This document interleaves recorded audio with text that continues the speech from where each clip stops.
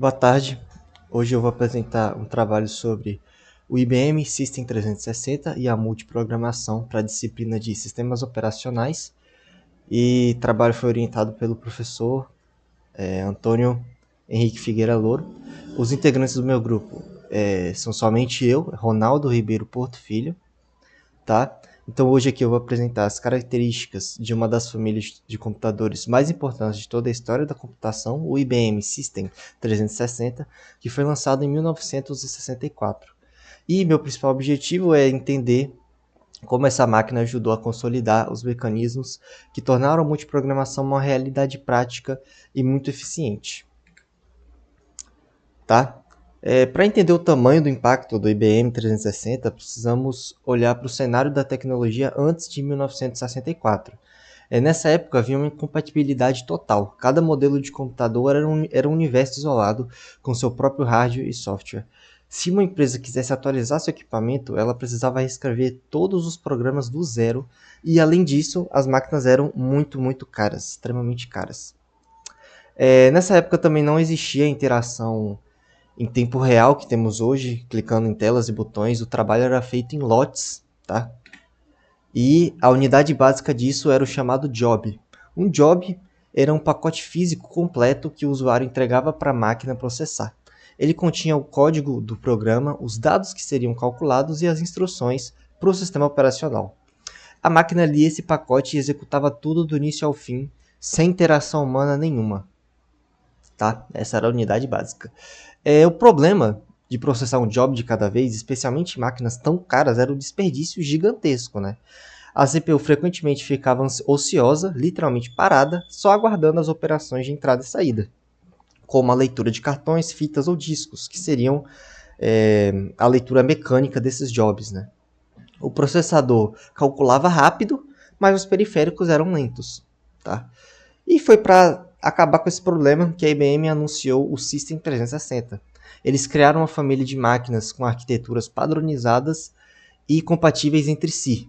Tá? E, mais importante, consolidaram o hardware e o software necessários para manter vários jobs na memória ao mesmo tempo, alternando o uso da CPU entre eles, além de um conceito fundamental, que aí seria a separação clara entre a arquitetura e a implementação. Eu não posso afirmar que é igual a arquitetura e organização de computadores, né, que a gente estuda na faculdade, mas era o início dessa ideia, tá? Só que aqui é arquitetura e implementação. A arquitetura é a interface lógica, ou seja, o conjunto de instruções que o programador e o software enxergam, digamos assim. Já a implementação é como essa arquitetura é construída fisicamente nos circuitos. Foi o grande salto ali para ser possível a multiprogramação, que, por definição, é uma técnica, a multiprogramação é uma técnica que permite a um sistema operacional carregar e manter vários programas na memória principal ao mesmo tempo, compartilhando um único processador, uma única CPU. Ela maximiza a eficiência do computador, alternando rapidamente entre as tarefas para que a CPU nunca fique ociosa. Tá? Então, essa é literalmente a multiprogramação aí que eles conseguiram fazer. E qual que é a genialidade disso, né? Com essa separação, a IBM criou uma família de máquinas de tamanhos e velocidades diferentes, né, que rodavam o mesmo software. Então a empresa podia começar com uma máquina, um modelo menor e com o tempo atualizar para um equipamento maior sem reescrever seus programas. Né? Essa padronização de arquiteturas compatíveis permitiu que diferentes modelos executassem programas semelhantes, e foi exatamente isso que permitiu o software rodar em máquinas de tamanhos diferentes, marcando o que chamamos de nascimento da compatibilidade. Tá? Com a multiprogramação, vários programas precisavam coexistir na mesma memória principal, mas isso criava um problema grave, né? Como impedir que um programa defeituoso invadisse e sobrescrevesse os dados de outro programa que estava rodando ao mesmo tempo? A solução da IBM foi a proteção de memória por chaves, ou Storage Keys. O programa hardware do System 360 implementava essas chaves de proteção para cada bloco de memória. Assim, o sistema operacional garantia que um programa só pudesse acessar aquela determinada área onde a sua chave abrisse o cadeado, isolando os processos e garantindo a segurança de todos os jobs. Se um desse errado, não invadia a área do outro.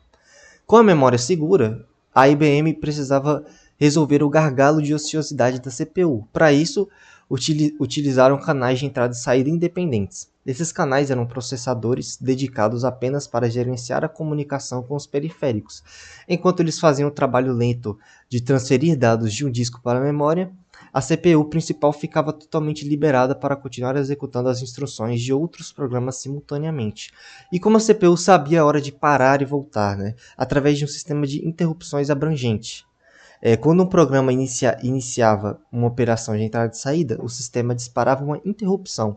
Isso dizia para a CPU, pode processar outro trabalho enquanto eu espero a resposta do periférico. Quando a CPU terminava, o hardware gerava uma nova interrupção, avisando que o programa inicial estava pronto para voltar à fila e executava. É essa dança sincronizada e rápida entre as tarefas que tornou a multiprogramação possível.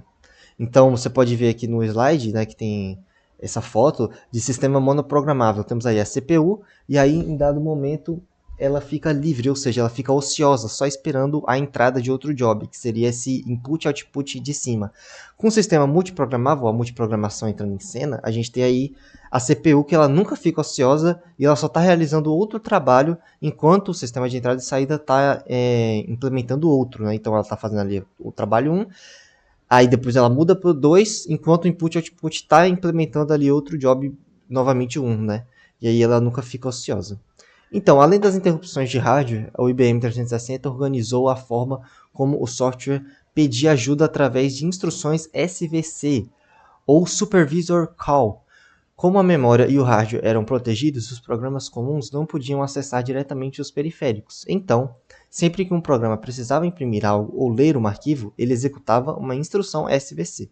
Isso criava uma transição segura do modo usuário para o modo supervisor, solicitando que o sistema operacional realizasse a tarefa de forma controlada. Mas existia um último problema.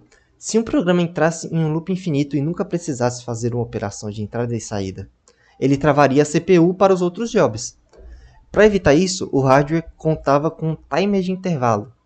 Era um cronômetro interno que limitava o tempo de processador de cada programa. Se o tempo daquele programa acabasse, o timer disparava uma interrupção, o sistema operacional tomava o controle à força e passava a CPU para o próximo processo. Isso era essencial para impedir que um único job monopolizasse a máquina. Para gerenciar todo esse hardware, a IBM criou o sistema operacional OS 360, que era o sistema operacional do System 360. Ele foi projetado com versões específicas para automatizar a alocação de recursos e garantir que a multiprogramação funcionasse de forma fluida. Para gerenciar a memória, a IBM desenvolveu duas abordagens principais, o MFT e o MVT. A primeira abordagem que eles criaram foi o MFT, que significa multiprogramação com um número fixo de tarefas. Como o próprio nome diz, a máquina era dividida em partições fixas. O grande problema nessa abordagem é que, se um programa fosse menor do que a partição reservada para ele, o espaço restante ficava trancado e não podia ser usado por mais ninguém. Isso gerava um enorme desperdício de memória.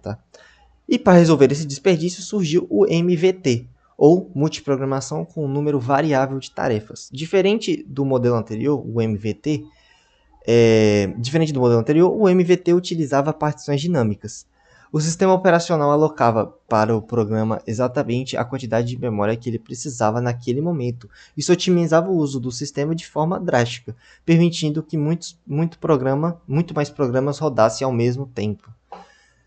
E, para concluir, o IBM 360 não foi apenas um computador poderoso para sua época. Quando ele une ali proteção de memória por chave, sistema inteligente de interrupções, canais independentes e o gerenciamento do sistema operacional 360, ele lançou várias bases para a computação moderna e bases que são usadas até hoje pelos computadores e celulares gerenciando suas tarefas.